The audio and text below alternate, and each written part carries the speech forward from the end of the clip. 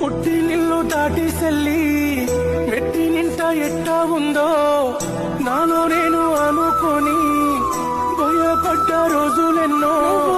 ఇంటికొచ్చి అత్తింటికెళ్ళే ముందు నీ కంట్లో కన్నీళ్లు చూసినా నేను నన్ను ఎడిసిపోలేక అనుకున్నా గాని